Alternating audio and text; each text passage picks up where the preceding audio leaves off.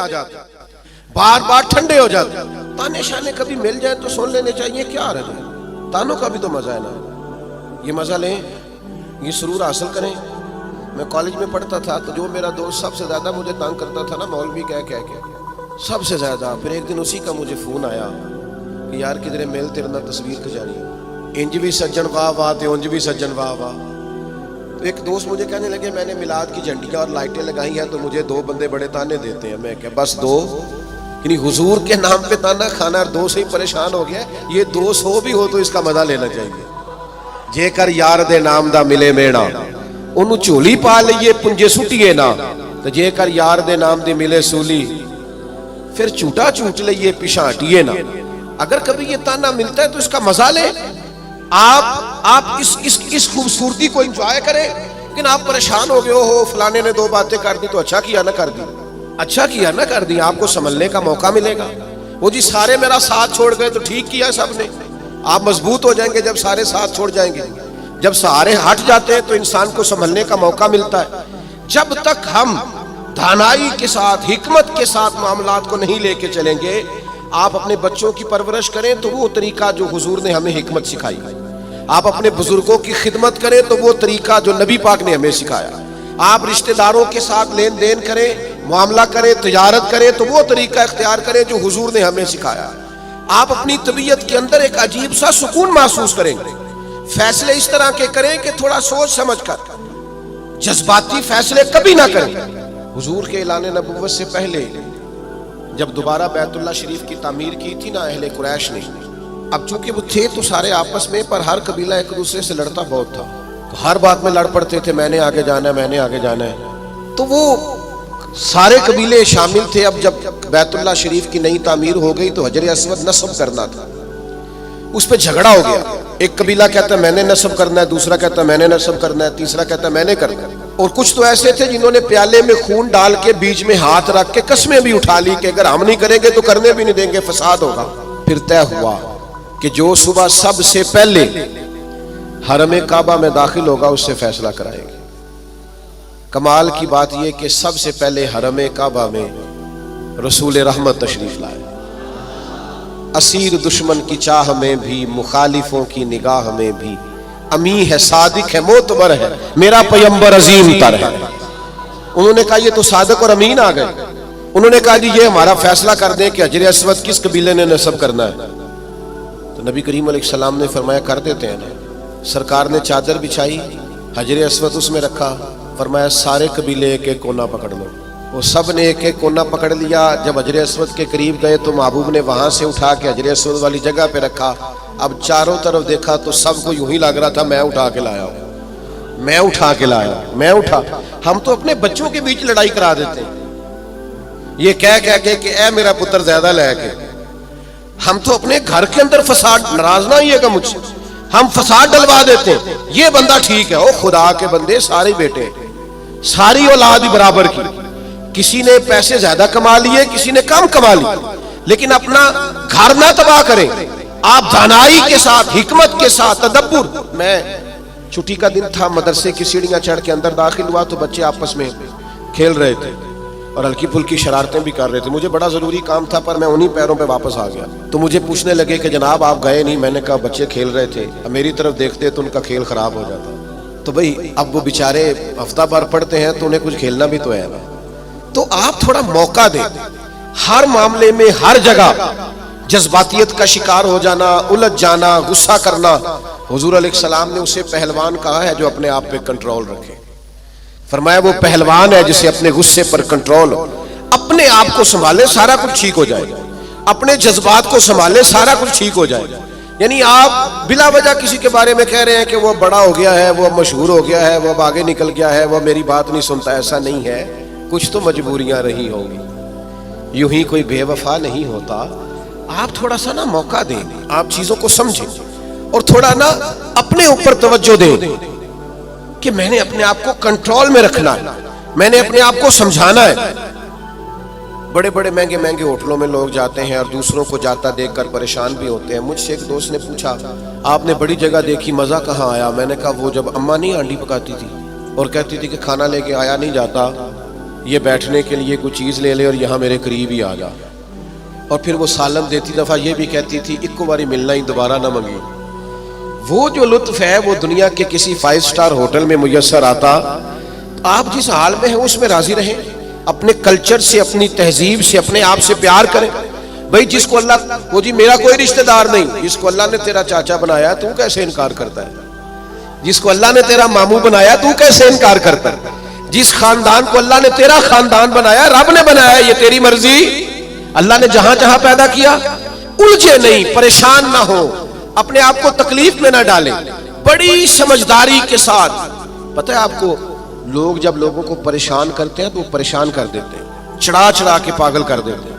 وہ لکھا ہے شیخ نے کہ ایک تاجر کی دکان بڑی اچھی چلتی تھی تو باقی تاجروں نے سوچا کہ اسے کسی طریقے سے بیوقوف کر دیا جائے. معاذ اللہ استغفر اللہ, سازش کی. وہ صبح صبح جب دکان کھولنے کے لیے آیا تو اس نے سفید امامہ پہنا ہوا تھا اور اس نے نیلے رنگ کا سوٹ پہنا ہوا تھا. تو پہلا تاجر ہی اسے دیکھ کے کہنے لگا ماشاءاللہ, سفید لباس پر آپ کا یہ کالے رنگ کا امامہ کتنا پیارا لگ رہا ہے. اس نے کہا پاگل ہو گئے ہو, میرا تو یہ سفید رنگ کا ہے. تیسرا بھی ملا تو اس نے کہا کالے رنگ کا امامہ کیسے لگ رہا ہے. اس نے یہاں سے آگے کر کے دیکھا کہ تو وائٹ ہے. پھر اس نے کہا, چوتھے نے کہا, پانچویں نے کہا, تو بندہ ذہنی طور پہ الجھ گیا. اتنا الجھا کہ سارا دن دکانداری نہ ہو سکی, بلکہ بعض نے لکھا کہ اس طرح کے لوگ تو دیوانے ہو جاتے ہیں. تب وہ ایک سیانے بندے کے پاس گیا. اس نے کہا کہ جناب میں ذہنی طور پہ پریشان ہوں, گاہکوں سے بھی لڑتا ہوں, آزمائش بڑی ہو گئی ہے, مسئلہ کیا ہے؟ تو انہوں نے کہا اصل میں تو نے مخالفوں کی باتیں توجہ سے سننی شروع کر دی. ہاں, مخالفین کی وہ بات توجہ سے سننی چاہیے جو ہماری وہ غلطی بیان کرے, لیکن وہ باتیں جو چڑھانے کے لیے اس سے صرف نظر کیا جائے. اپنے آپ کو آپ کنٹرول میں رکھیں. یہ نبی پاک علیہ السلام کی دی ہوئی ہمارے لیے حکمت ہے. میں دوستوں سے کہا کرتا ہوں میلاد آئے نا تو میلاد میں محب ہو کے میلاد منایا کرو. آپ کے ذوق شوق کا بڑا اثر ہونا ہے دوسروں پر. اب ساری زندگی دلیلیں پوچھتے رہنا ہے میلاد کی, عمر گزر گئی, اب تو طے ہے ساری چیزیں. اب تو صرف ذوق کی ضرورت ہے. کون کتنے پیار سے کرتا ہے, کتنے شوق سے کرتا ہے, اس شوق کی حاجت. تو دانائی, حکمت جو نبی کریم نے ہمیں عطا کی, اس حکمت کو سمجھیں. بہت زیادہ معاملہ فہمی کے ساتھ چیزوں کو لے کے چلیں. جب نبی پاک علیہ السلام نے مکہ مکرمہ پر حملہ فرمایا, فتح مکہ ہوا, تو حضرت سعد بن عبادہ رضی اللہ تعالیٰ عنہ کے پاس جھنڈا تھا. علم بردار تھے حضرت سعد بن عبادہ, جس کے پاس جھنڈا ہوتا تھا وہ سب سے آگے ہوتا تھا. تو حضرت سعد بن عبادہ سب سے آگے تھے اور قائد تھے. انہوں نے کوئی ایک ایسی بات کر دی جو پالیسی کے خلاف تھی. تو بعض لوگوں نے احتجاج کیا کہ ان سے جھنڈا لے لیا جائے. اب ان کی کوئی ایسی بڑی غلطی بھی نہیں تھی, بلکہ غلطی نہیں تھی سرے سے. جھنڈا ان سے واپس لینا پڑ گیا, لیکن بندے بڑے حساس تھے. دین کے لیے ان کی خدمات بہت زیادہ تھیں. ان کی زندگی کے اندر یہ خوبصورتی تھی کہ ہمیشہ وفادار رہے وہ. ان سے جھنڈا واپس لینا ہے. صحابہ نے عرض کی یا رسول اللہ اب کیا کریں گے, بندہ بھی بڑا حساس ہے اور موقع ایسا آ گیا ہے. تو نبی کریم نے فرمایا لے لیں گے جھنڈا, کچھ بھی نہیں ہوتا. یا رسول اللہ ایک شخص کو منصب سے ہٹانا ہے تو پریشان تو ہوگا نہ. فرمایا کچھ بھی نہیں ہوگا. اب لوگوں نے دیکھا رسول پاک کی کمال حکمت کو. اب لوگوں نے دیکھا وہ میلاد والے محبوب کی دانائی, وہ تدبر, وہ کمال, وہ فراست, وہ علم, وہ بردباری, وہ چیزوں کو پوری گہرائی سے لینا. نبی کریم نے حضرت سعد بن عبادہ کو بلایا اور بلا کے فرمایا بھی میرا ارادہ بن کے آپ سے جھنڈا لے لیا جائے. تو عرض کی یا رسول اللہ صلی اللہ علیہ وسلم جیسے حکم, لیکن ساتھ ہی حضور فرمانے لگے بنا ارادہ یہ ہے کہ آپ سے لے لیا جائے اور آپ کے بیٹے کو دے دیا جائے. دنیا میں باپ سب سے زیادہ تب راضی ہوتا ہے جب وہ سمجھتا ہے میرا بیٹا برابر کا ہو گیا ہے, اب میری سیٹ پہ بیٹھ. جس بات سے انہوں نے ناراض ہونا تھا اسی بات سے وہ سب سے زیادہ راضی ہو گئے. یا رسول اللہ میرے بیٹے کو ملے گا. تو میرے عزیز معاملہ فہمی, تدبر, حکمت یہ نبی کریم نے ہمیں سکھائی ہے. آپ اپنے دوستوں کے درمیان, اپنے گھر کے درمیان, اپنے ماحول کے بیچ اس طرح کے دانا ہو جائیں کہ کبھی بھی آپ مایوسی نہ پھیلنے دیں. کوئی کمزور ہو رہا ہے, کوئی الجھ رہا ہے, کوئی غربت سے, بیماری سے, آزمائش سے پریشان ہے, تو آپ اس قدر دانائی کا مظاہرہ کریں کہ لوگوں کو سکون نصیب ہونا شروع ہو جائے. لوگ وہاں سے نکلنا, ہمارے بزرگ فرمایا کرتے کہ اگر تم سے کوئی تلخ بولتا ہے نا تو یہ نہ کہا کرو متکبر بہت ہے, کہا کرو ہو سکتا ہے بیچارہ بڑا پریشان ہو سکتا ہے بیمار ہو سکتا ہے کہیں کمزوری آ گئی. جب تک آپ دانائی کے ساتھ چیزوں کو نہیں لیتے, حکمت کے ساتھ آپ معاملات کو نہیں دیکھتے اتنی دیر تک چیزیں بہتر نہیں ہو سکتی. آپ اس دانائی کے ساتھ چلیں گے, تدبر کے ساتھ چلیں گے, حکمت کے ساتھ چلیں گے تو آپ محسوس کریں گے آپ نے. آپ دیکھیے نا کون سا ظلم ہے جو مکہ مکرمہ میں صحابہ کرام پر نہیں ہوا. ان کے وجود پر گرم پتھر رکھے گئے, ان کو دروں سے مارا گیا, اور جو غلام تھے ان پر تو سختیاں اور بھی زیادہ تھیں. لیکن آپ کو پتہ ہے یہ نبی پاک علیہ السلام کی حکمت کا کمال ہے کہ حضور نے ایک منٹ کے لیے بھی کسی کو مایوس نہیں ہونے دیا. حضور نے ہر موقع پر ان کے دل کو تسلی دی, راحت دی, انہیں پریشان نہیں ہونے دیا, بلکہ وہ اس تکلیف کو سہتے تھے تو انہیں لطف آتا تھا, اس لیے کہ وہ فضائل جو اللہ کے راستے میں تکلیف برداشت کرنے کے حضور نے بیان کیے تھے وہ اچھی طرح سے انشراح صدر تھے, ان کو جان گئے تھے. ہماری بے چینیاں, ہمارا الجھاؤ, بات بات پہ جھگڑا کرنا, وہ ہمارا مخالف ایک بات کر کے چپ کر جاتا ہے, ہم سارا وقت اسے جواب دینے میں ضائع کر دیتے ہیں. وہ خدا کے بندے اور بڑے بڑے لمبے چوڑے کام ہے کرنے والے, بڑی بڑی ڈیوٹیاں سر انجام دینی ہے, معاشرے میں بڑا انقلاب برپا کرنا ہے. حضرت صدر الشریعہ رحمۃ اللہ علیہ کا قول مجھے ایک جگہ ملا.